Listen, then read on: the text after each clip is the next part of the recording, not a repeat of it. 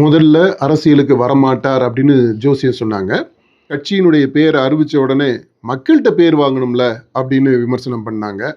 அப்புறம் மாநாடு நடத்த முடியுமானாங்க. மாநாடு நடத்தப்பட்டுருச்சு. முதல் மாநாடு. அப்புறம் இவர் என்ன நேரா ஷூட்டிங் ஸ்பாட்டில் இருந்துட்டு அப்படியே கோட்டைக்கு ஆட்சியை பிடிச்சிருவாரா? இது என்ன சாத்தியமா? அப்படின்ட்டு கேள்வி கேட்டாங்க. சாத்தியமாங்க. அடுத்து இப்படி கூட்டமெல்லாம் கூடுறது ஓகேங்க. ஆனால் இந்த கூட்டமெல்லாம் ஓட்டா மாறுமா? அப்படின்னு கேள்வி கேட்டாங்க. ஓட்டா மாறுமா? சரி, இந்த மாதிரி கதை, திரைக்கதை, வசனம், இயக்கம், பாடல்கள் அப்படி எல்லாமே இந்த எதிர்க்கட்சிகள் எல்லாம் இப்படி சேர்ந்து பண்ணிட்டு இருக்கிறாங்க. ஒரு நேரட்டிவை செட் பண்ணிட்டு இருக்கிறாங்க அப்படின்னு விஜய் அந்த மாநாட்டில் அவருடைய அந்த கட்சியினுடைய தாவிகானுடைய வரலாறு அதை பற்றி சுருக்கமாக சொன்னார்.